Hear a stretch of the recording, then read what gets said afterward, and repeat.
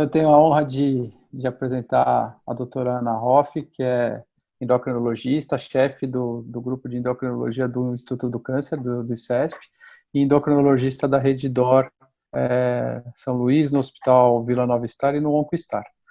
Então, a doutora Ana vai falar sobre o manejo da tireoglobulina no carcinoma papilífero de tireoide sem evidência de doença. Então, Ana, muito obrigado por você ter aceito essa aula para a gente. Espero que os residentes aproveitem bastante. E aí, no final, a gente abre para as perguntas. Bom, desejo boa noite a todos. É uma honra estar aqui, dar essa aula para vocês. Confesso que a gente teve algumas dificuldades técnicas, que não sei o que aconteceu com o meu pendrive, não sei se teve um vírus, alguma coisa, só que eu fiz um shutdown do meu computador e estou usando o computador da minha filha agora. Então, mas espero que corra tudo bem. A gente acabou de ver que teve algumas desconfigurações aqui, mas espero que vocês entendam a aula e estou à disposição para perguntas no final, tá? Então, a gente vai conversar sobre o carcinoma papilífero da tireoide, o manejo da tireoglobulina elevada. Eu vou começar com o básico, mais ou menos com o tratamento, como que tem sido feito na atualidade, até para a gente chegar nesse contexto do paciente que tem uma tireoglobulina elevada, né? Esses aqui são meus conflitos de interesse, que eu faço são alguns estudos relacionados a medicamentos para o carcinoma medular e o carcinoma diferenciado de tireoide metastático no ICESP. Bom, como todos vocês sabem, o carcinoma papilífero da tireoide é o mais frequente, ele representa praticamente 90% ou mais dos casos de câncer de tireoide no mundo. O diferenciado, que a gente chama de carcinoma diferenciado da tireoide, inclui não só o papilífero, como o carcinoma folicular, o carcinoma das células de Hürtel, e pouco diferenciado, são todos classificados como carcinoma diferenciado de tireoide, e, portanto, são aqueles que a gente utiliza a tireoglobulina para o segmento desses pacientes e para avaliação da doença.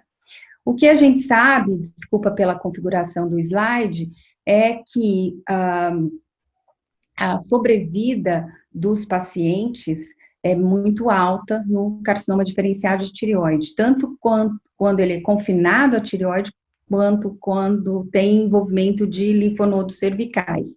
E essa sobrevida só cai naqueles pacientes que são diagnosticados com doença metastática, mas a sobrevida, vocês sabem que é muito grande, não sei se estão vendo, ao redor de 90 e poucos %, eu não estou vendo aqui no final do slide. Bom, e como que a gente faz esse tratamento, né? Então, a partir do momento que você tem uma punção com diagnóstico suspeito ou já diagnóstico do carcinoma diferenciado de tireoide, aí tem que se fazer já a definição do tratamento, já desde o diagnóstico. E a grande diferença aqui que a gente tem feito na atualidade é um tratamento mais personalizado. Então, mais ou menos 20 anos atrás, quando eu ainda estava iniciando minhas atividades, ou até mais, a gente muitas vezes utilizava tireoidectomia e iodoterapia para todos os pacientes, independente do tamanho do tumor, se envolvia linfonodos, e isso no decorrer dos anos mudou. E agora, mais ainda, a gente está tentando fazer um tratamento mais personalizado. Então, vai desde a vigilância ativa para os microcarcinomas papilíferos, que isso está, né, se tornando mais frequente, ainda na nossa experiência no Brasil, acho que a gente tem muito pouca experiência em relação a isso. E aí, na tireoidectomia, que a gente vai discutir, extensões, né, da cirurgia também, hoje em dia a gente personaliza, né, em termos de lobectomia, tireoidectomia total, esvaziamento cervical, então vai ser personalizado, individualizado, de acordo com a extensão da doença ao diagnóstico, que a gente faz através do exame físico, do nível do exame físico e baseado muitas vezes na ultrassonografia ou tomografia do pescoço. Tá? E aí a iodoterapia, que a gente vai estar discutindo também, e a supressão do TSH, isso também vai ser individualizado. Então, essa é a grande mensagem que a gente tem, e que hoje em dia, um tratamento só não é o que acontece. A gente faz vários, pode ser vários tratamentos, dependendo da extensão da doença. E a gente sabe que, na maioria dos casos, os pacientes vão bem, 80%, 85% dos pacientes não vão ter uma recidiva e vão seguir a vida normal. E 15% a 20% dos pacientes é que podem ter uma recidiva. Desses pacientes que têm recidiva, 2/3 dos pacientes vão ter uma recidiva local e só 25% à distância. E, como eu falei aqui, o tratamento, como eu já falei, vai ser realmente individualizado, né? E o que a gente tem feito é essa estratificação de risco, não só o diagnóstico, mas depois do tratamento primário, a gente vai fazer também a estratificação para ver resposta ao tratamento, como foi a resposta ao tratamento. Então, inicialmente, essa avaliação do risco de recidiva vai guiar o tratamento, tanto em relação à extensão da cirurgia, em relação à ablação com iodoterapia e também o grau de supressão do TSH. E depois de 1 ano, a gente reavalia e a classificação de risco vai definir, de acordo com a resposta ao tratamento, vai definir como a gente vai seguir o paciente, tá? E, falando inicialmente do tratamento, como a gente falou, naquele paciente que se opta por fazer um carcinoma, microcarcinoma papilífero, que se opta por fazer uma vigilância ativa, essa vigilância vai ser baseada principalmente na ultrassonografia, né? Tireoglobulina, nesse caso, não tem espaço, porque o paciente tem uma tireoide intacta, então a gente não vai seguir a tireoglobulina e vai se basear principalmente na ultrassonografia, né? Quando a gente faz uma lobectomia, quando é optado, e isso eu acho que está se tornando também mais frequente no nosso meio, né, de se realizar a lobectomia, depois que você tem a patologia, você vai se perguntar, eu preciso completar a tireoidectomia, ou a gente vai permanecer com a lobectomia, e definido, né, que vai permanecer com a lobectomia, a gente não tem necessidade de fazer,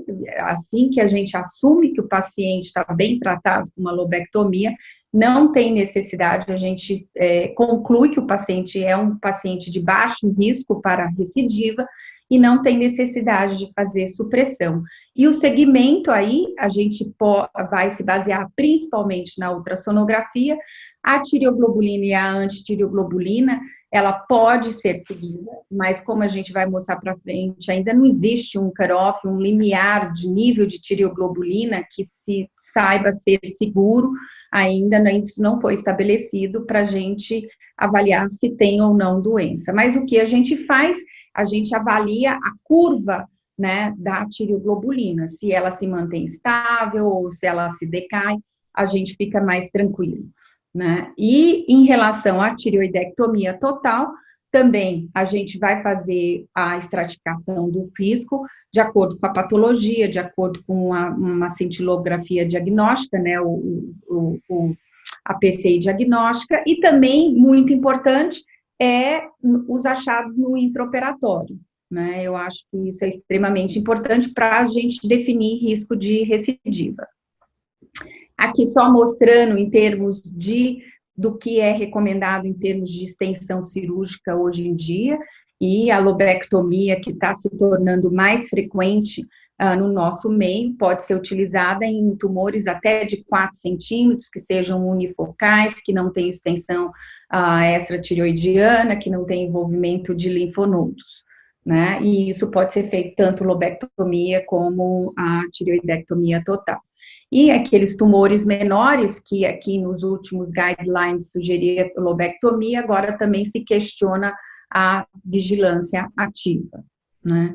Que eu acho que no nosso meio a gente ainda tem que ganhar experiência em relação a isso, mas só esse um slide mostrando para vocês que foi o estudo que que o grupo, né, que criou os últimos guidelines da Sociedade Americana de Tireoide utilizaram para, também foi um dos estudos, que mostrando que nesses pacientes com tumores menores de 4 centímetros unifocais sem envolvimento de linfonodos, a tireoidectomia total com uma lobectomia tinha a mesma taxa de sobrevida, não havia diferença entre os grupos. Bom, então, uma vez que se faz a tireoidectomia, né, aí a gente tem que avaliar a patologia para definir se aquele paciente ele pode ser considerado de baixo risco para recidiva, risco intermediário ou alto risco.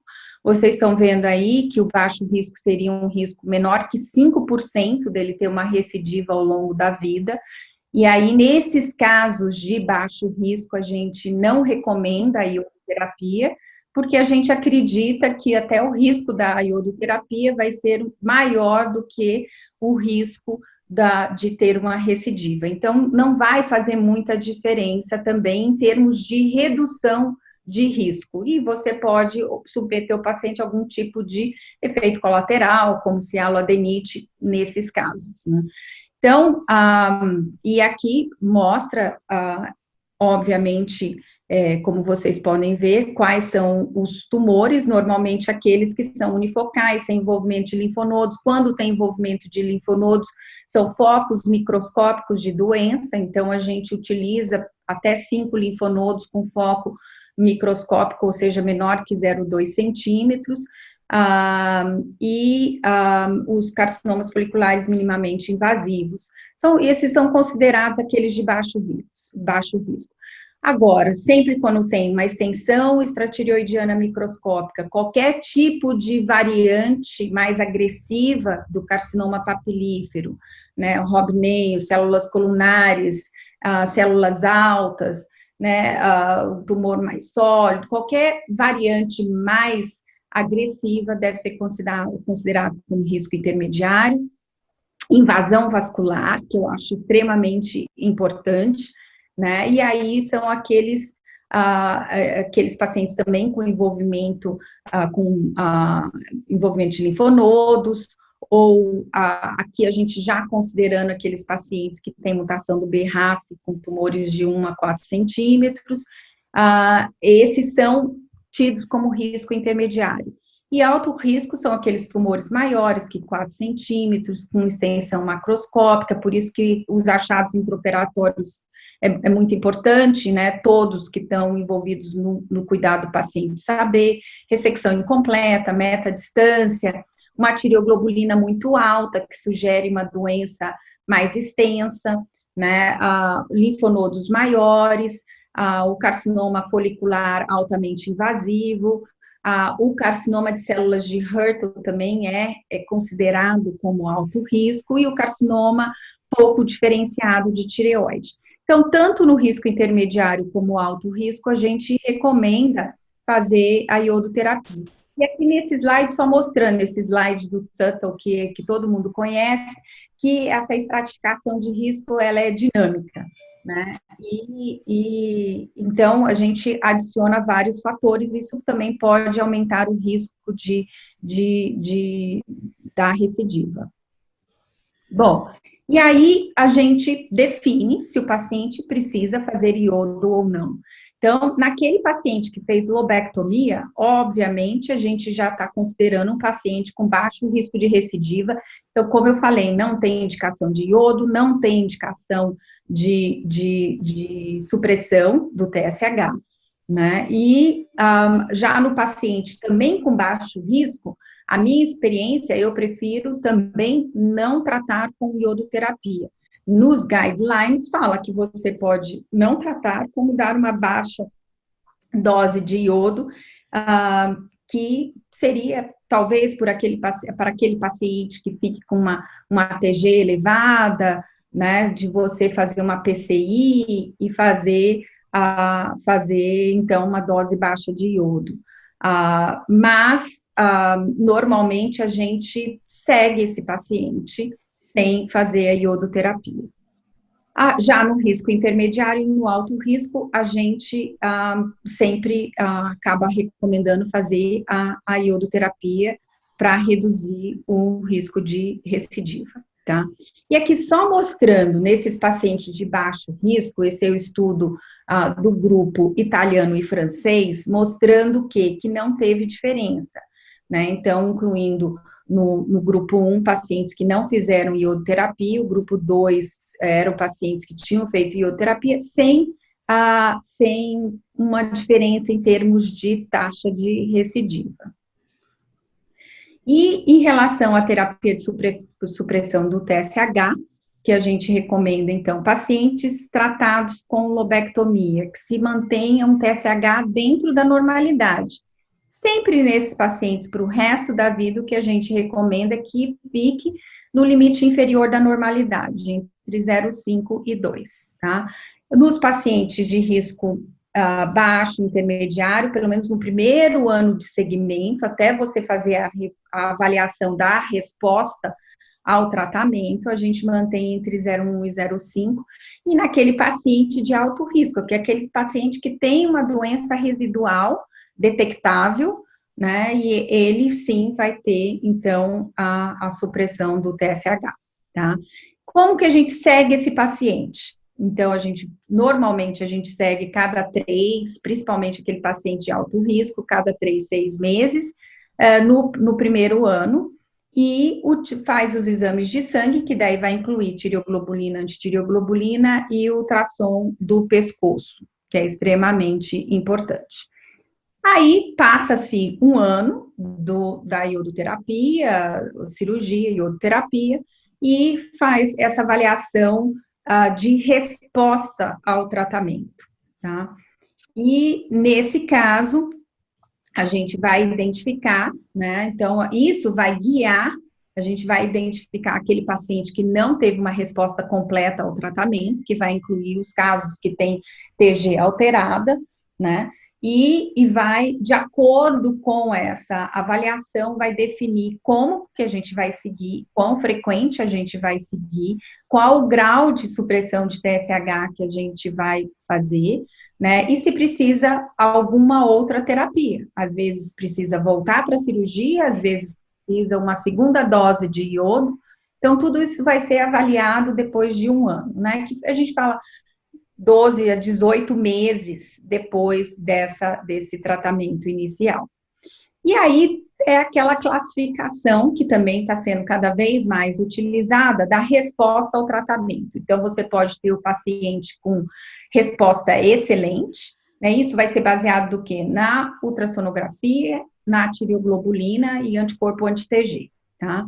Então, você vai ter o paciente com resposta excelente, paciente com uma resposta bioquímica incompleta, que seria exatamente esses pacientes que a gente está discutindo aqui, que são aqueles pacientes que têm uma tireoglobulina alterada, mas sem evidência de doença. Tem o paciente que tem uma resposta estrutural incompleta, então são todos aqueles pacientes que têm um linfonodo cervical, então tem meta cervical detectável, ou tem nódulos pulmonares, que tem doença documentada por exames de imagem. E aquele paciente com uma resposta indeterminada, que é aquele paciente que não tem uma TG muito alterada, mas pode ter uma TG alterada, e, às vezes, achados inespecíficos na ultrassonografia. Então, tá aqui, essa é a definição, e depois, se você quiser, Dorival, posso passar essa aula para vocês, mas, basicamente, resposta excelente é quando você tem uma TG indetectável, não tem anticorpo presente e tem ultrassom negativo. Nesses pacientes, o risco de recidiva permanece abaixo de 5%. Tudo bem, professor? Como é que você está, Leonardo? Tudo bem? Deixa eu te fazer uma pergunta. Professor? Pode fazer. Eu já estou em regime de internato. Eu vou fazer meu internato aqui em Atenção, vocês estão com o microfone aberto. Como você sabe, a gente tem 4 Olha o microfone semanas aberto. de letivo, né? Que é meio que um internato fora, né? do local onde você está. Você pode fazer o internato no local onde você está, mas é um internato que você escolhe a área. Luana, eu acho que você consegue bloquear todos os microfones. Com carta de recomendação, doutor, fica um pouco mais fácil. E aí eu queria saber de você se você tem como me fazer uma carta de recomendação. Você conseguiu? Conseguiu bloquear, tá tudo certo. Tá. Então, vamos continuar. Então, resposta ao tratamento. Então, quando é excelente, o paciente continua com um risco de recidiva muito baixo, um risco de morrer pela doença muito baixo.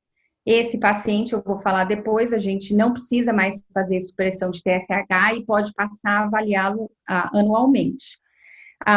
Na resposta indeterminada é quando a tireoglobulina não está acima de 1, então eu tenho uma tireoglobulina que está um pouco detectável, entre 0,2 e 1, e a tireoglobulina estimulada também não está acima de 10, tá?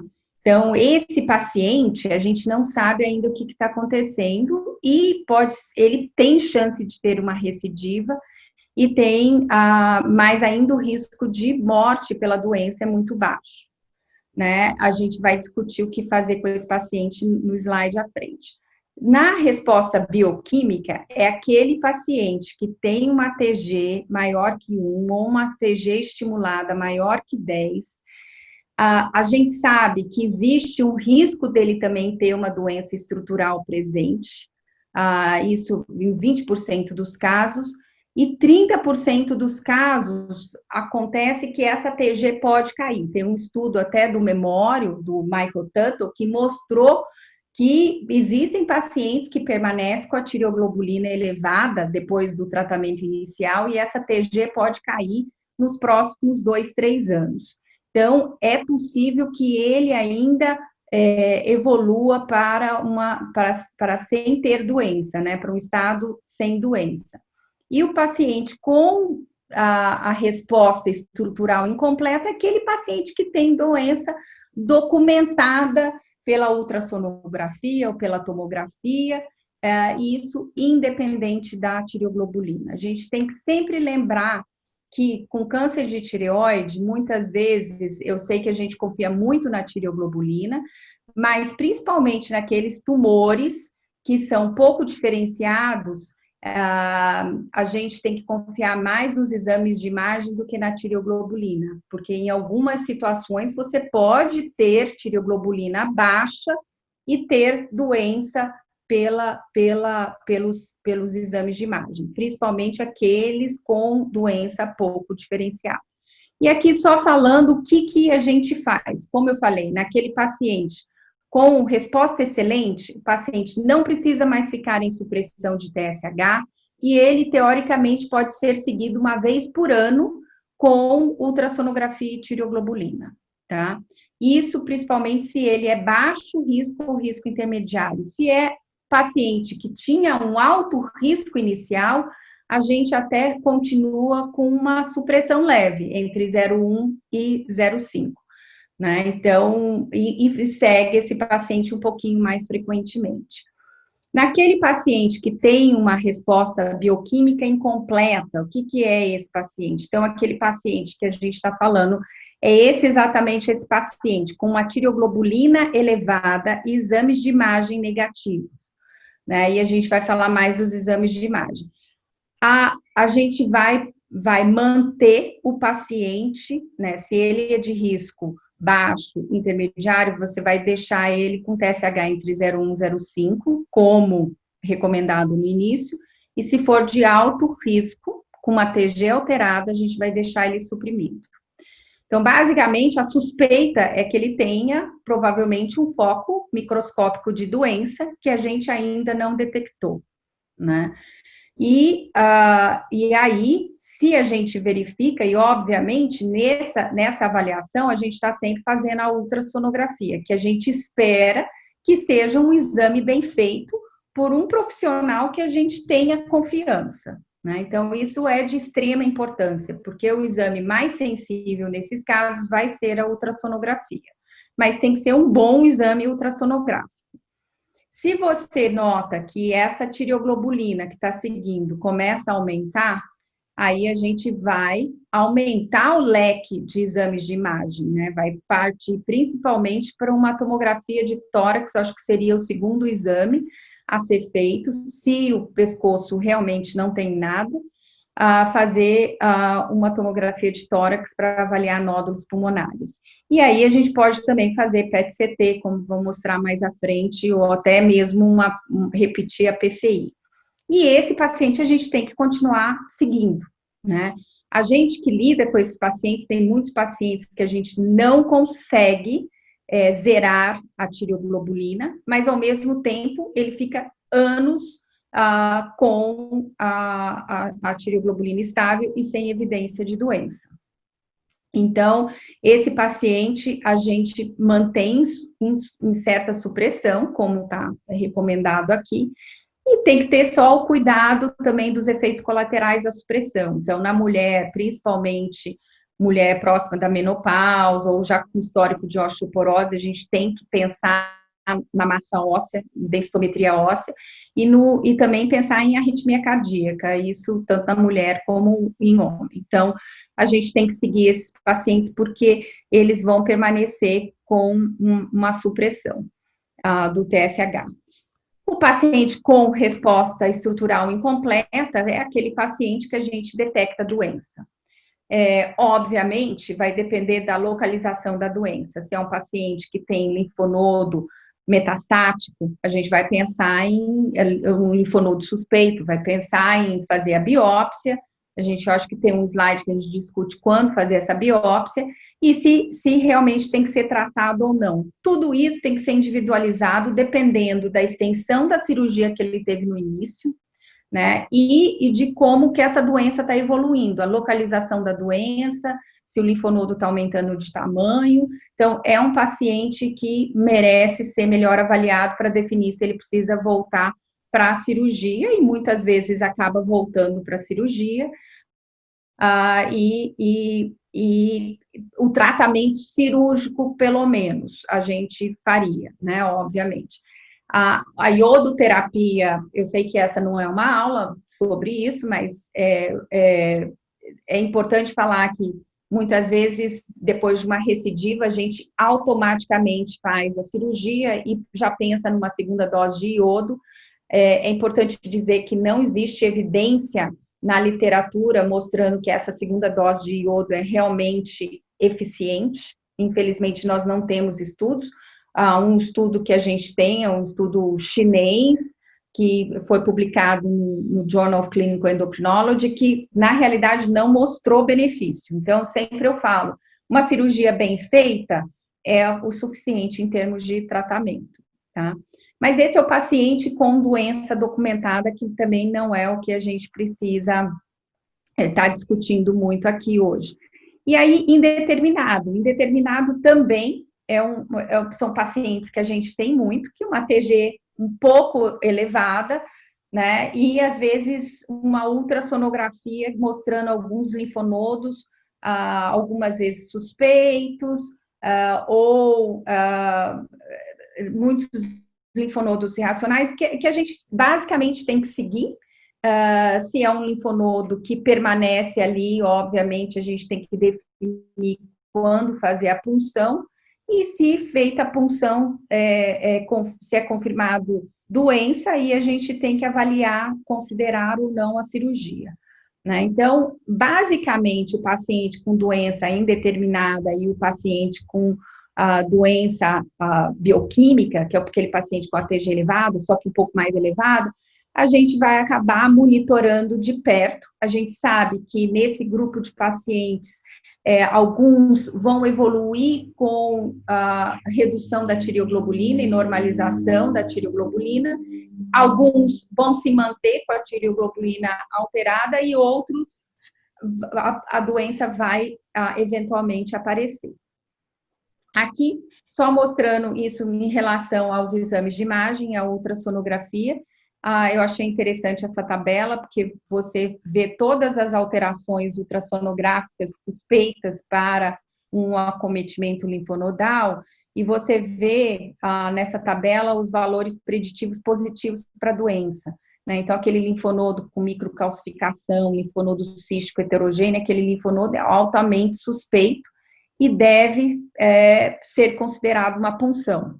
Mas a gente não punciona todos os pacientes, especialmente aqueles pacientes que tiveram já um bom esvaziamento cervical na sua cirurgia primária. Muitas vezes a gente aguarda, né? Ou os linfonodos pequenos, porque a gente sabe que linfonodos pequenos é um desafio para o cirurgião. Eu acho que, assim, obviamente, eu sei que alguns endocrinologistas acabam ficando ansiosos e funcionam linfonodos pequenos, mas a gente sabe, quando trabalha de perto com o cirurgião, a dificuldade que é de você abordar uma segunda vez, né? Então, o pescoço, que já foi abordado, para retirar um linfonodo de 0,4, 0,5 centímetros. Então, na minha experiência, e é também o que é recomendado nos guidelines, o que é recomendado é que você espere que esse linfonodo seja um pouco maior, que seja abordável, no compartimento central acima de 8 milímetros no eixo curto, né, mais curto do linfonodo, e acima de 1 centímetro na lateral. E também, então, eu recomendo normalmente punção para o meu paciente quando eu sei que, se vier positivo, a gente vai mandar para cirurgia. Aquele paciente que não quer cirurgia, que quer segmento, ou paciente que tem várias comorbidades, ou que teve uma cirurgia muito extensa e que a gente não está planejando ir diretamente para uma cirurgia, eu opto por observar. Se é um linfonodo suspeito, eu vou deixar aquele paciente em supressão e vou monitorar o paciente com exames de imagem, com a ultrassonografia. Se mostrar que realmente tem aumento, aí sim a gente vai discutir. Especialmente, eu acho que é muito importante a localização do linfonodo, né? Se você tem essa possibilidade de observar ou se você tem que agir mais rapidamente, tá? Em termos de PCI, né? Então, aquele paciente com ATG alterada, que você faz? Então, um paciente, quando que eu faço a PCI? A PCI foi demonstrado, isso era feito muito no passado, porque a gente tinha uma ultrassonografia que não era extremamente sensível, não detectava tanta doença, a gente não tinha um PET-CT, as tomografias também não eram de alta resolução, então a gente fazia muito mais iodoterapia. Então a gente utilizava muito mais no passado a PCI como um método diagnóstico. E hoje em dia a gente utiliza bem menos, porque a gente sabe que ela é menos sensível para detectar doença do que outros exames de imagem. Então, quando que eu vou fazer a PCI no paciente que tem uma ATG alterada? Então, geralmente, aquele paciente que eu não achei doença de maneira nenhuma e que eu estou planejando, talvez, tratar. Isso é discutível, porque eu também não sou muito a favor do tratamento empírico, né? Então, muitas vezes a gente acaba não fazendo. Uma situação que a gente faria, talvez, quando o paciente tem um anti-TG positivo e principalmente você quer ver também ou a TG, anti-TG, o resto, se tem resto tireoidiano ainda, se aquela dose de ablação não foi perfeita. Então, para tentar identificar a causa daquele aumento de tireoglobulina, isso é uma possibilidade.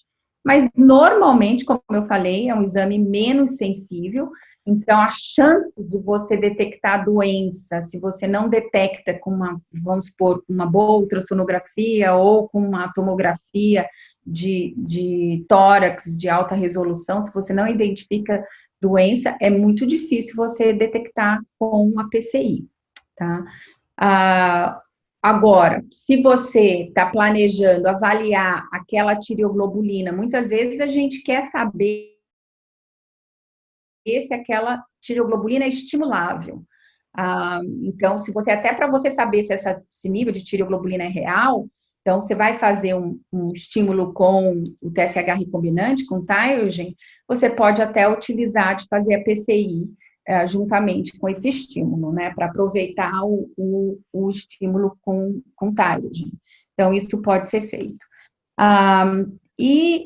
Os exames estruturais, né, quando que a gente faz? Aí, isso, eu acho que, assim, o paciente que tem uma tireoglobulina alterada, principalmente maior que 10 estimulada, eu acho que esse paciente precisa ter uma avaliação para ter certeza que ele não tem doença à distância. Então, além da ultrassonografia, fazer uma tomografia de tórax, e que normalmente eu faço até independente da tireoglobulina, principalmente nos pacientes com um carcinoma pouco diferenciado de tireoide, ou que naqueles pacientes de alto risco. Eu acho que no início do tratamento é sempre interessante você ter uma tomografia de tórax, até para documentar que naquele momento do diagnóstico não tinha nódulos pulmonares, caso ele venha a ter no futuro. Então, eu acho interessante fazer a tomografia do tórax, até nos casos de TG alterada, ou mesmo nos casos com TG baixa, mas um tumor de alto risco. E, além da tomografia de tórax, eu acho que o PET-CT é extremamente importante, porque ele avalia não só a presença, por exemplo, de linfonodos que não foram detectados, vamos supor, em região de retrofaringe, ou que não foi detectado por uma ultrassonografia, vai detectar nódulos pulmonares, vai detectar lesões ósseas, que a gente tem que pensar em pacientes com carcinoma folicular de tireoide, carcinoma de células de Hürthle, que são tumores que frequentemente acometem o osso. Então, a gente tem utilizado muito pouco a cintilografia óssea e faz mais o PET-CT quando disponível, né? E, além de detecção de doença, ele tem um valor prognóstico, porque aquelas lesões que captam o FDG, a gente sabe que são lesões mais agressivas, e também define melhor se o iodo vai ser um tratamento efetivo ou não, que a gente sabe que invariavelmente, assim, isso não são em todos os casos, mas muito frequente, aquelas lesões que captam muito o FDG, elas não respondem bem à iodoterapia. Então, tem várias informações que a gente pode ter através do PET-CT. Agora, falando um pouquinho da tireoglobulina.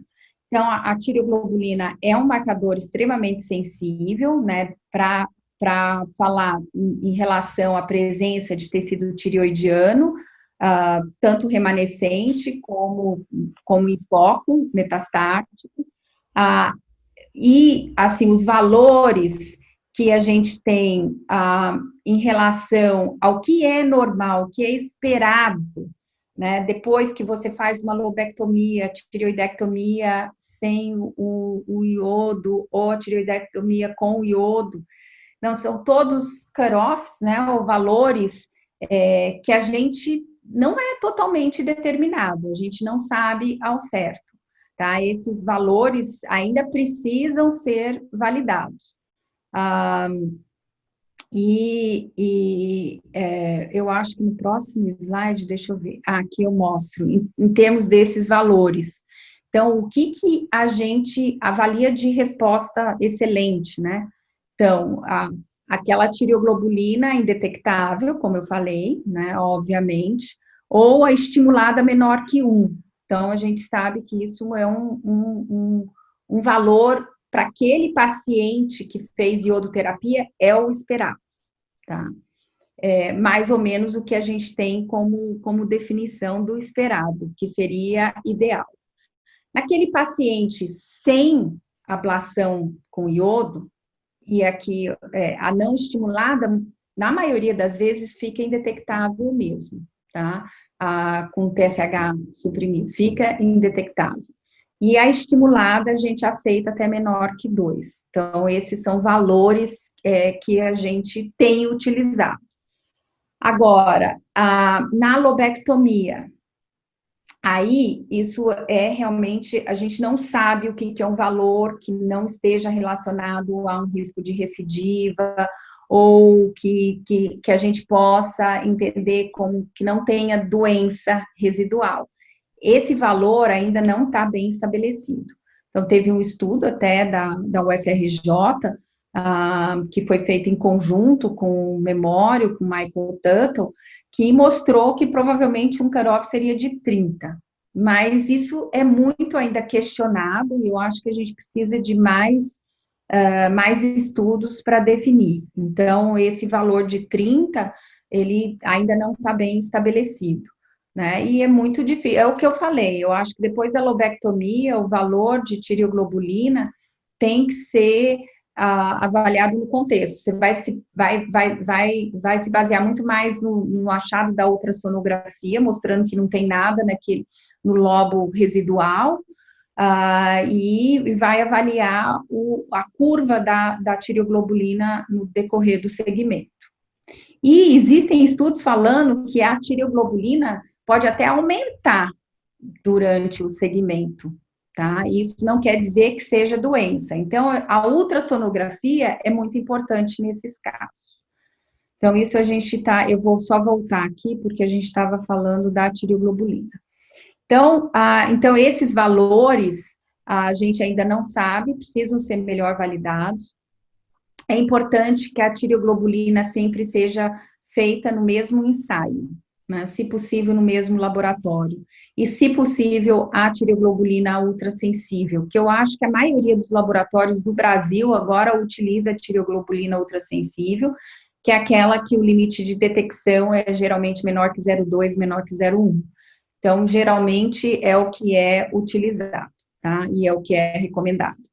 E aí, o que a gente sabe? A gente sabe que o valor preditivo negativo de uma tireoglobulina indetectável é 100%, a não ser que seja um tumor pouco diferenciado, como eu falei.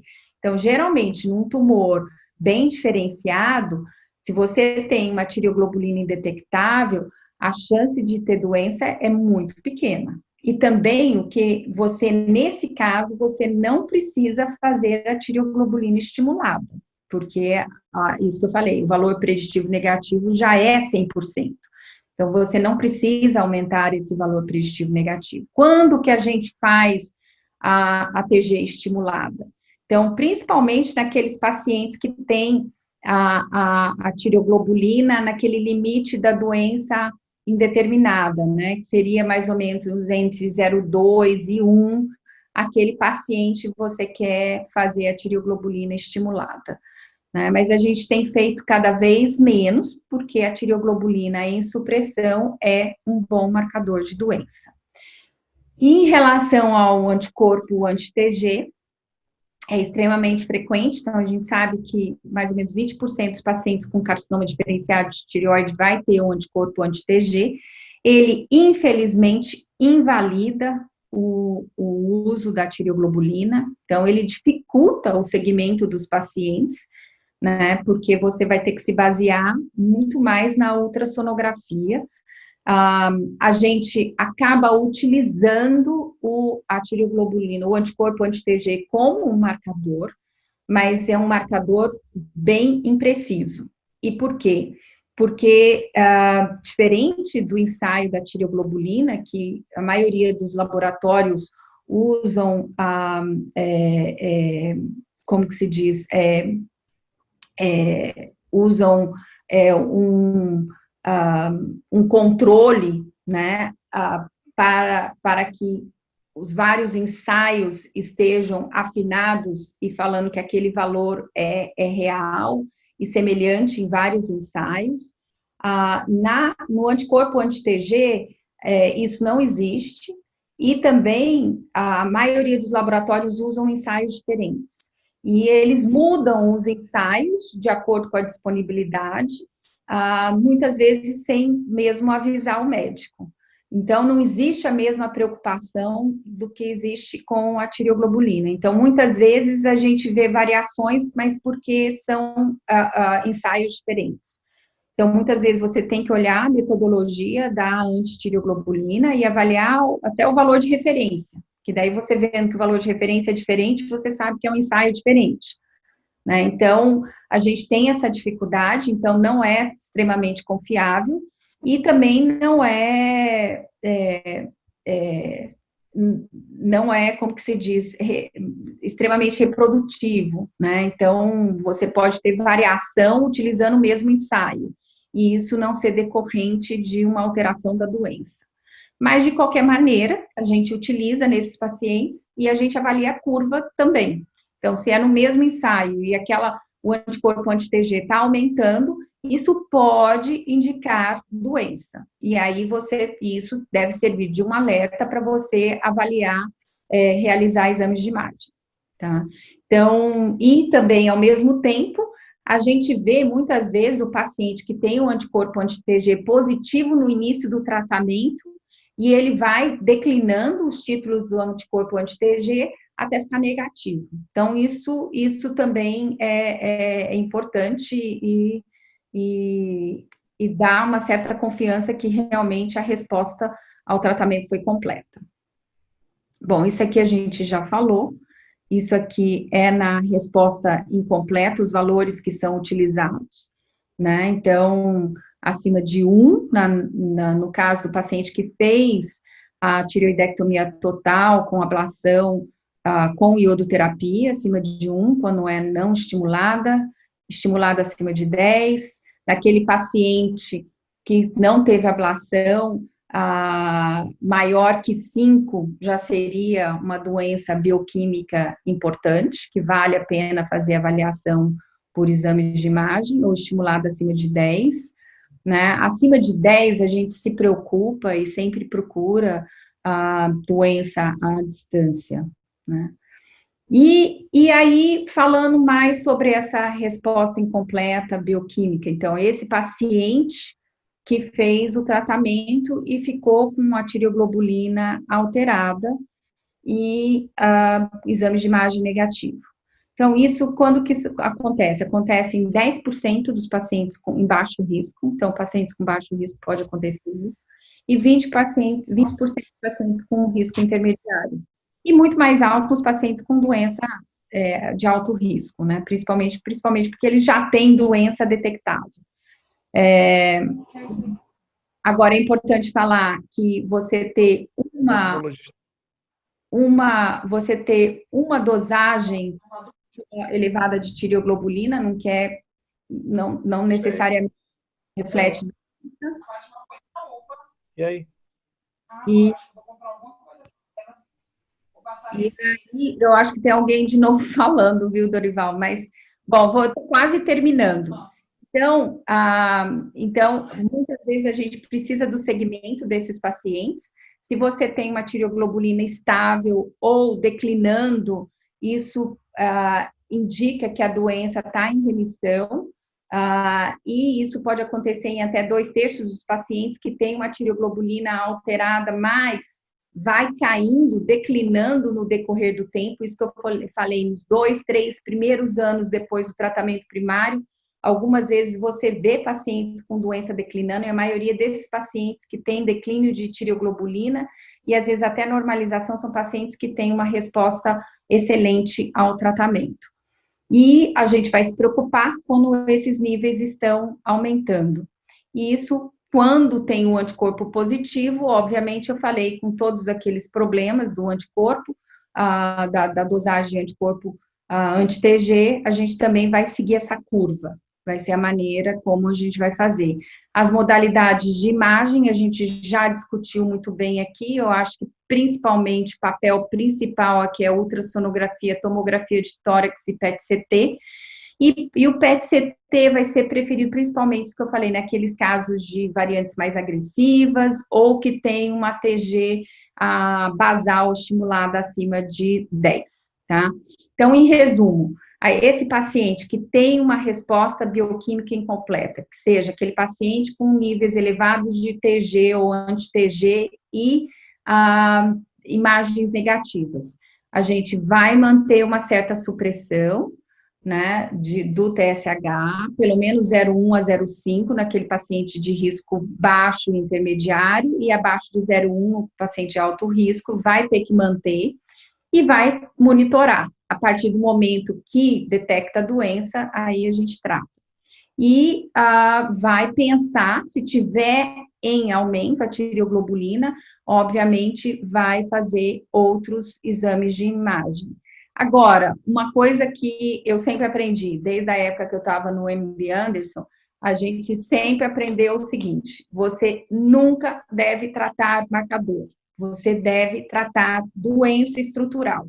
Então, aqui até a gente trata de uma certa forma, porque a gente deixa o paciente numa certa supressão, né, dependendo do nível de tireoglobulina e dependendo da agressividade do tumor primário, mas a gente não deve partir, eu sinceramente sou contra a iodoterapia empírica, né, e nesses casos, eu acho que a gente, nesse caso, tem que acompanhar o paciente e deixar a doença aparecer para poder tratar. Então, isso a gente faz, não só isso é recomendado, eu acho que na área da oncologia em geral, né, você nunca deve tratar o marcador e sim a doença. Então, eu estou à disposição para, esse aqui é o grupo no ICESP, né, que a gente tem um grupo multidisciplinar, que faz parte da cirurgia de cabeça e pescoço, oncologia, endocrinologia, medicina nuclear, patologia, radiologia, que a gente tem feito lá no ICESP. Se tiver alguma pergunta, estou aberta a perguntas. Eu acho que, Dorival, você mexe aí, porque eu estou no computador da minha filha e não estou conseguindo mover nada. Tá bom. Ana, muito obrigado pela aula, foi maravilhosa, ficamos muito agradecidos. Você bateu o recorde dos recordes dos nossos participantes, porque nós chegamos a 158 participantes. Então, era um curso que era voltado para residente, basicamente, e você conseguiu chamar a atenção de muitos colegas mais experientes aí que eu vi na plateia. Tem uma pergunta da doutora Juliana, que ela está me perguntando qual a importância e como interpretar desculpa, não é essa. Existe algum estudo a respeito do PET-CT com estímulo de TG? Foi essa pergunta que ela falou. PET-CT com estímulo de TG. Bom, na realidade, a gente tem vários estudos que fizeram com estímulo com Thyrogen, né, no início, e comparou, né, você fazer o PET-CT pós-estímulo com Thyrogen e o PET-CT sem o estímulo com Thyrogen. Na realidade, quando esse estudo que foi feito muito bem, ele mostrou o quê? Ele mostrou que se você estimula com Thyrogen, você provavelmente aumenta o número de lesões detectáveis, né? Então, se é aquele paciente que você não está detectando doença, que você quer, não tem doença em outros exames e que você quer melhorar a sensibilidade, talvez nesse caso valha a pena fazer o PET-CT pós-estímulo com Thyrogen. Mas a diferença foi pouca.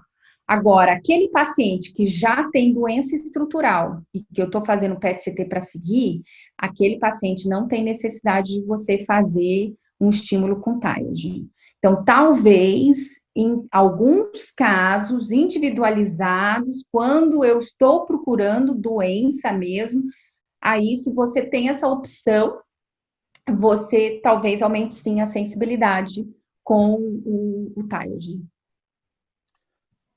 Outra pergunta que fizeram aqui, qual a importância e como interpretar a TG no 5º dia pós-Thyrogen para radiodo? Como interpretar? Então, a gente não existe um nível exato para falar assim, ó, esse paciente está bem, não vai. O que a gente utiliza? O que tem utilizado? Obviamente, se a TG está menor que 1, e a captação menor que 1%, é aquele paciente que não tem resto tireoidiano, aquele paciente que provavelmente não vai se beneficiar da iodoterapia. Agora, a gente utiliza mais ou menos um nível de 5, né? Então, menor que 5 nesse caso, e aí fica entre 5 e 10, mas eu acho que menor que 5, você fica bem tranquilo que provavelmente aquilo não é um resto tireoidiano. Acima de 5, a gente já se preocupa de ter algo a mais, né? E você leva em consideração o controle no pós, se ele continuar alto, aí você se preocupa mais, ou se ele ficar abaixo de 1 com ela suprimida? Dia da iodo, né, aí do estímulo, seria o paciente que vai para a iodoterapia, né? Aí, obviamente, tem que correlacionar com o exame de imagem, a própria PCI pós-iodo, mas esse é um paciente que talvez se beneficie de fazer a iodoterapia, né? Agora, esse nível mesmo de TG, ainda está em discussão, não está totalmente estabelecido, né? Mas alguns investigadores, eu pelo menos utilizo esse nível de 5. Uhum. Uma outra pergunta interessante é qual a porcentagem de células que deve ser considerada numa variante agressiva do papilífero? Acima de 30%? Qual a porcentagem de células da variante agressiva que você tem que considerar como predomínio? Eu acho que normalmente isso o patologista sempre fala, né? Mas eu acho que é acima de 30% mesmo, é isso mesmo, tá? E aí o patologista, eu não sei se isso depende do tipo da variante, né? Mas isso realmente está bem estabelecido, bem definido. Eu imagino que seja ao redor de 30%, mas não sei ao certo isso, não. Não sei se varia de acordo com a variante também. Cultivo com a variante, tem uma outra pergunta do Ivan Angren, em que momento do pós-op você solicita a tiroglobulina? Sim. Sim. Acho que quanto tempo depois da cirurgia? É importante, né? Porque uma TG, isso que eu falei, essas TGs abaixo de 10, muitas vezes está relacionada só a resto tireoidiano, abaixo de 5, abaixo de 10. Mas se uma TG alta, né, correlaciona com doença metastática, uma doença que você vai ter que ficar mais de olho, mesmo se ela ainda não é documentada por outros exames de imagem. Mas tudo é uma questão assim, você vai avaliar a tireoglobulina, a PCI pós-dose, que eu acho que daí é extremamente importante, mas a gente tem aqueles tumores que produzem TG, que não captam muito bem iodo, então, às vezes, você vê uma PCI que só tem captação cervical e a TG a TG estimulada tá 50, 100, né? Então, você sabe que é um paciente que tem doença, mas que não capta iodo. Então, esse é o paciente que você vai querer fazer outro exame de imagem. Então, se você tem uma TG discrepante, né, alta, e com uma PCI pós-dose só mostrando resto... Inocente. Exatamente, tem que fazer outro exame de imagem. Ana, quem fala é Ivan, Salvador. Posso perguntar? Ana? Pode falar, Ivan. Pode falar. A pergunta é no sentido de que depois da tireoidectomia total, em especial, por convencional do nosso dia a dia, nosso período de carcinoma papilífero, quanto tempo depois da tireoidectomia total você solicita a tiroglobulina? Porque isso há colegas que pedem com 45, 60 dias. Qual é o seu tiroglobulina? Então, eu acho que se é o paciente que não vai fazer iodo, que você já define que não vai fazer iodo, eu normalmente acabo fazendo 6 semanas depois, porque é quando eu quero ver o TSH do paciente, né? Se é aquele paciente que você já definiu que não vai fazer iodo. Agora, se o paciente vai para o iodo, se eu já defini que ele vai fazer iodo, aí eu vou pedir a TG estimulada, né? Mas isso é controverso, né? Assim, eu acho que também não é muito bem estabelecido, mas normalmente seria um mês, 45 dias geralmente quando você faz. Tem uma outra pergunta que vai exatamente a tua resposta já dosa o TSH 6 semanas depois, aproveita já dosa TG. Tem uma pergunta aqui sobre o anticorpo anti-TG persistentemente detectável, mesmo na ausência de TG. Aí eu ia querer estender o seguinte, se você consegue rapidamente falar para os residentes por que o anticorpo atrapalha a dosagem do TG e inviabiliza a TG como segmento, porque a gente tem bastante residente aí na plateia, e se a gente deve considerar variações do anti-TG, às vezes a gente vê o paciente que tinha TG e anti-TG negativo, de repente 2 exames seguintes aparece TG positivo. Eu tenho que considerar isso ou eu valorizo isso como uma falha do laboratório, falha do método? Com licença, eu poderia acrescentar alguma coisa, por favor? É referente à pergunta do senhor. Pode falar. Meu nome é Luiz Flávio, eu sou assistente de ensino aqui na Faculdade de Medicina de Marília, da FAMEMA. Mandar até um abraço aí para o Dr. Flávio. Juliana, parabéns aí pela aula. A minha pergunta tem a ver também com anticorpo antitireoglobulina, a respeito dos estudos do Dr. Michael Tuttle, né, que tem um braço de estudos, inclusive no FRJ, se eu não me engano, que estão sendo estabelecidos o sistema de vigilância ativa, né, na alteração de prognóstico do paciente, alguns pontos de corte. Inclusive, eu não me lembro o estudo, mas foi citado um ponto de corte do anticorpo antitireoglobulina, se não me engano, no MARC 30. Eu queria saber a sua opinião sobre isso, também para acrescentar no segmento com o anticorpo antitireoglobulina, num caso de um paciente com tireoglobulina negativa. Não sei se você entendeu a pergunta. Tá. Vamos lá, vamos falar do anticorpo anti-TG, né? Então, a gente sabe que ele interfere na dosagem da tireoglobulina, porque os imunoensaios, eles dependem do anticorpo. Você tem 2 anticorpos utilizados no ensaio, um para detectar a tireoglobulina e o outro para acender e mostrar a dosagem, né? E você tendo um anticorpo anti-TG, bloqueia aquele anticorpo que vai detectar a tireoglobulina. Então, ele interfere, né? Você não consegue dosar aquela tireoglobulina. Então, a presença do anticorpo interfere na dosagem da tireoglobulina. Agora, tem situações e aí isso que eu estava falando, você tem vários ensaios de antitireoglobulina. E alguns ensaios detectam o anticorpo e outros ensaios não detectam. Por isso que você pode ter variação. Num laboratório você tem positivo e em outro laboratório você tem negativo. Porque depende do ensaio que é utilizado, tá? O nível de antitireoglobulina, do anticorpo anti-TG, esse nível de corte não existe, até mesmo porque os ensaios utilizam valores de referência diferentes, né? Isso é bem diferente da tireoglobulina, que todos os ensaios têm o mesmo valor de referência. No anticorpo anti-TG, isso não é possível. Então, esse valor de corte de 30 foi o que a Denise Momesso, foi esse estudo que fizeram em pacientes com lobectomia, né? Mas foi de tireoglobulina, não foi do anticorpo anti-TG. Então, no anticorpo anti-TG, a gente não tem como definir, e eu acho que nunca vai ter como definir um valor de corte, como a gente consegue definir com a tireoglobulina.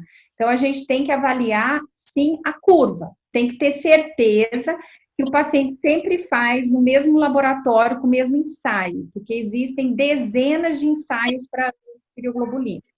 Então, isso para você seguir o anticorpo anti-TG, você tem que ter certeza que está sempre sendo feito o mesmo ensaio. E isso que eu falei que é a dificuldade, porque mesmo no Fleury, algumas vezes, porque tem indisponibilidade do kit que eles utilizam, eles compram outro kit para anti-TG. Então, você pode ter variações de kit, e aí vai ter variação do número. Então, tem que ter certeza, quando você está seguindo o anti-TG, que você está utilizando o mesmo ensaio. E vai utilizar sempre a curva da anti-TG, né? Então, realmente fica mais complicado a gente seguir, mas não pode. Então, na presença, para os residentes, na presença do anticorpo anti-TG, você não deve valorizar o nível de tireoglobulina, seja ela zerada ou seja um valor de 5, de 10, o que for, porque às vezes você tem a TG detectável, mas se o anticorpo está presente, você não pode confiar naquele valor. Agora, também falando de anti-TG, o que acontece? Estão sendo desenvolvidos ensaios que não têm essa interferência da antitireoglobulina, ensaios para tireoglobulina. Então, um dos ensaios é por uma metodologia diferente, não utiliza o imunoensaio, utiliza a espectrometria de massa. Então, o Fleury já está trabalhando, antes a gente mandava a tireoglobulina, era feita na clínica Maio, por espectrometria de massa. Então, é um método que você tem menos interferência do anticorpo anti-TG. E eu sei que eles desenvolveram, então, para colocar comercialmente, né, esse novo método de dosagem da tireoglobulina, que seria por espectrometria de massa, e não por imunoensaio. Então, nesses casos que você não consegue definir se o paciente tem doença ou não, e tem um anticorpo positivo, então, uma possibilidade é de você fazer a tireoglobulina por espectrometria de massa. Ou, no passado, a gente fazia até por radioimunoensaio, né? Mas hoje em dia a gente não tem mais o radioimunoensaio. Muito bom, Juliana. Só uma desculpa, perdão. Só para seguir a pergunta. Deixa eu interromper, Luiz Flávio. São 8h05 e a Ana tinha um compromisso às 8h. Então, eu preciso agradecer muito a ela. Tudo bem, agradeço. Ana, muito obrigado. Desculpa a correria toda aí. Parabéns pela aula. Foi só elogios, um monte de elogios aqui. Muito obrigado. Desculpa a correria e desculpa te atrapalhar na próxima aula. Obrigada, então. Foi um prazer. Até mais, então. Obrigado. Obrigado a todos pela presença.